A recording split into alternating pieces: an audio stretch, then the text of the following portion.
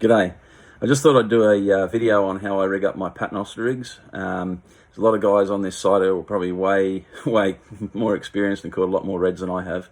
But this is just what I've worked out from several people showing me things along the way and what works for me. I find that I don't break hooks off. I don't drop too many fish. Once they're hooked, they tend to stay hooked, providing I keep the weight on them. I use 60-pound braid. I found going heavier means that if you get sharked, you could be hooked to a shark for a long time and miss valuable fishing time. I just want to get it off that shark and get onto the next fish. I don't break my braid on fish. I use 80-pound Snyder line. I've gone to that just because it's a lot cheaper than leader. It's very abrasive resistant.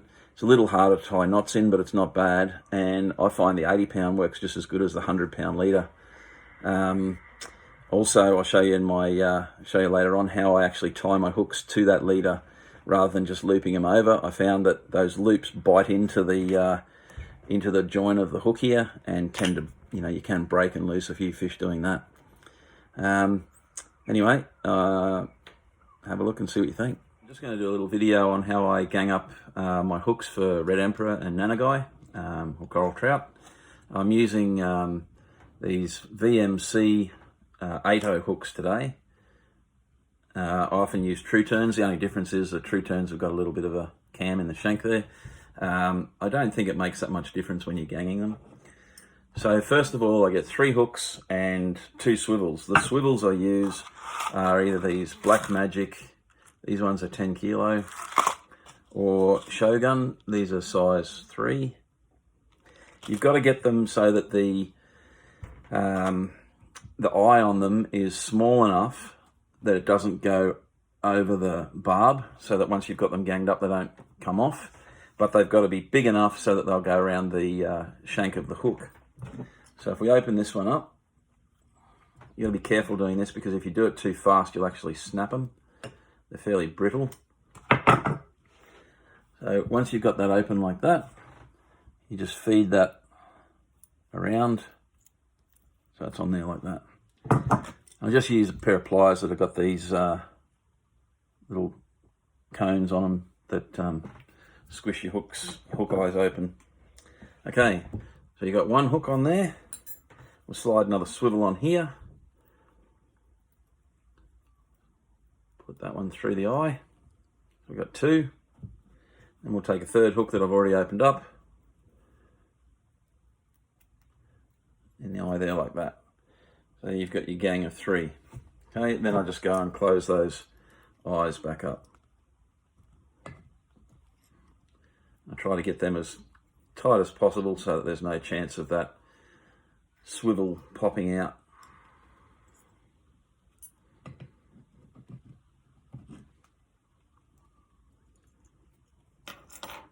Being careful not to squash your swivels while you do it. Right. So there's my gang. And these swivels, I also use these for throwing out a floater pilly, and they're especially good on mackerel because mackerel throw their heads around so much. If they get a couple of hooks in them or one hook in them, they can thrash around and it doesn't tend to twist the hook out of their mouth. All right, so on this one, I'm going to put a bit of crystal flash on it and make a fly out of it.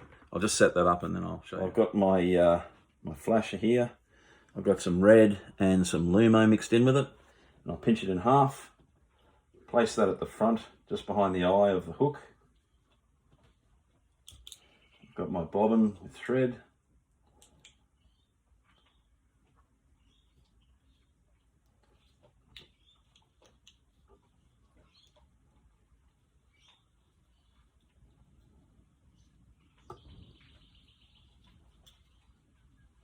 Just got to get that flash out the road and do a couple of twists around.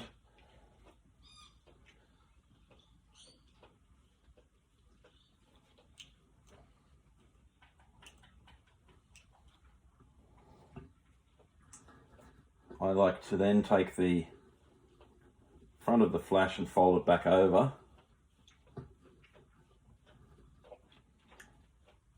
and then start winding, slide it up to the front. I'll just bring that in and show you.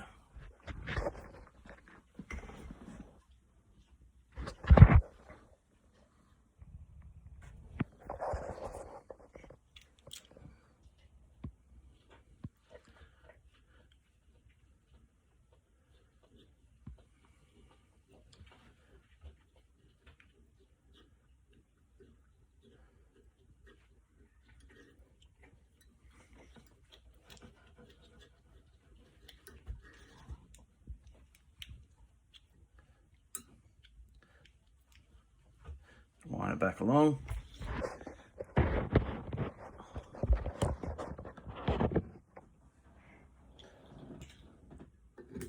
A couple of half hitches.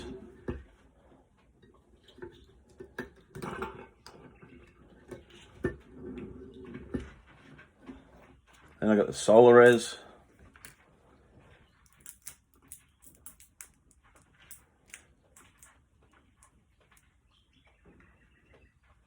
Squeeze a bit of that on.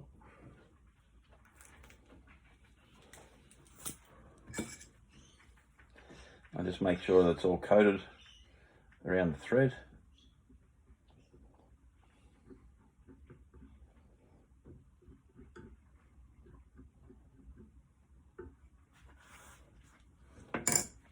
And with the UV light, just set that resin .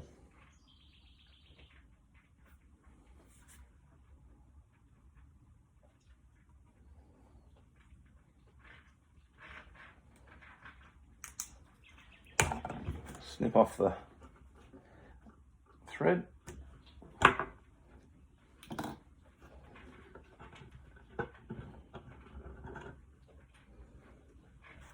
There's a fly ready to go. Attached to my braid, I use 80-pound Snyder line.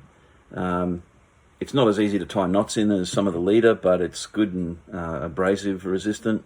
And it's a lot cheaper when you buy a big roll of it like that than buying, you know, the smaller rolls at 20 bucks a roll of 100-pound or whatever, but you know, whatever leader you use.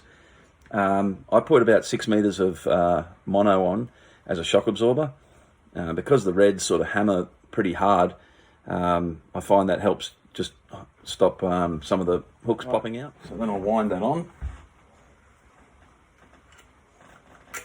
Good thing about that is it'll just wind in through your eyelets nicely.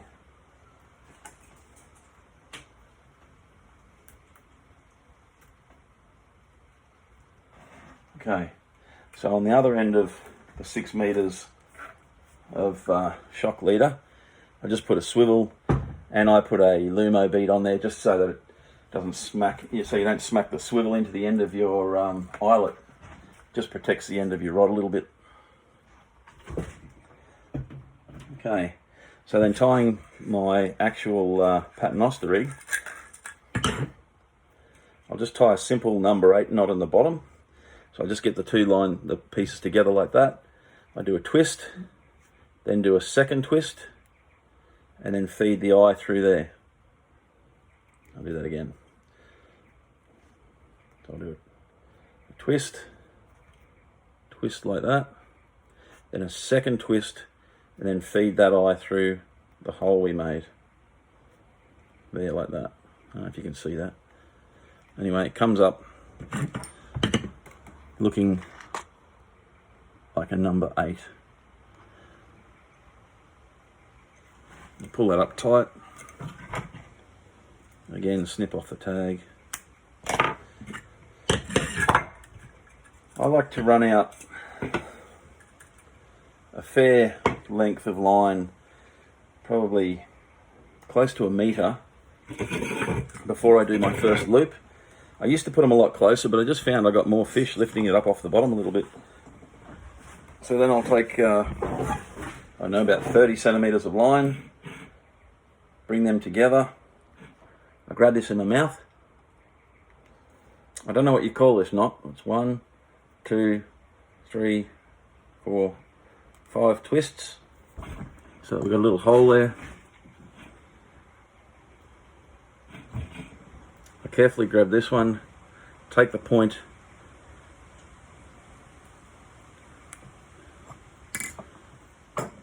feed it through,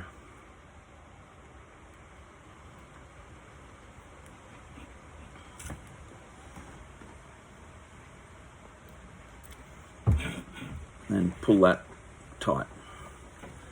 So that's my first knot, my first dropper. If you're going to put 2 hooks on, I come up about, I don't know, 500, 600 mil, and do another one.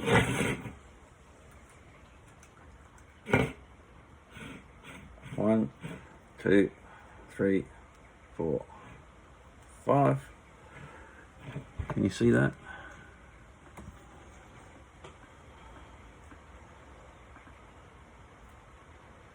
Feed that through.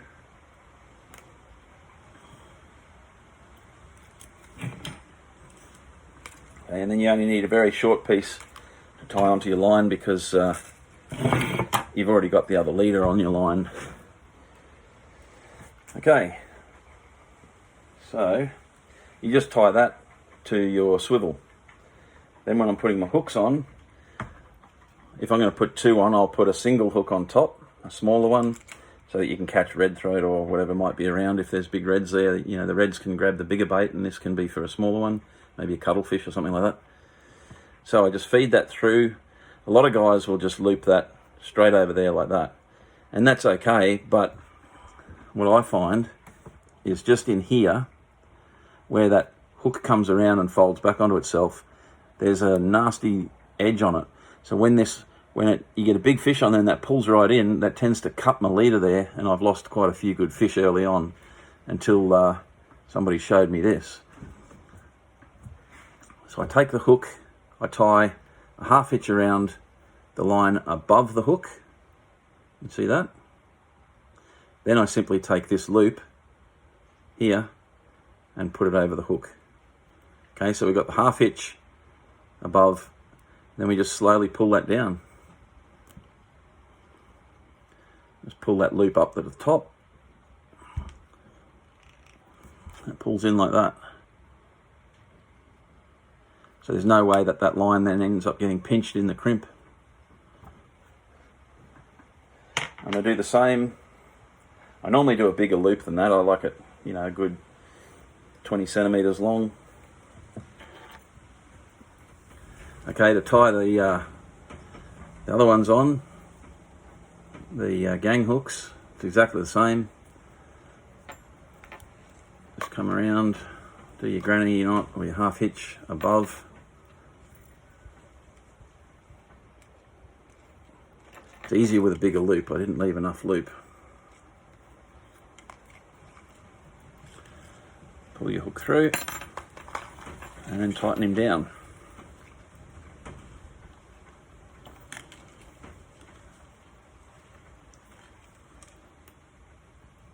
I think that's worth doing. I really do. The number of fish I lost early on just from doing that loop, it just wasn't worth it.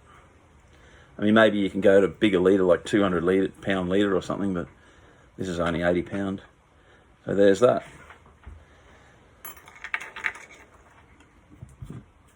Pop your sinker on.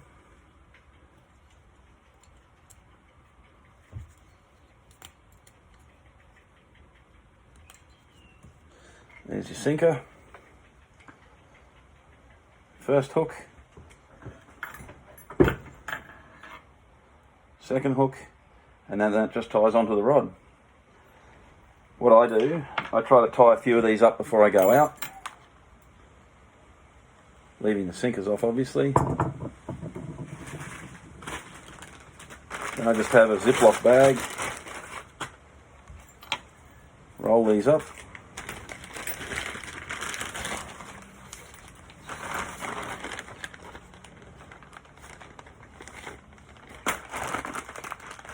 Yeah.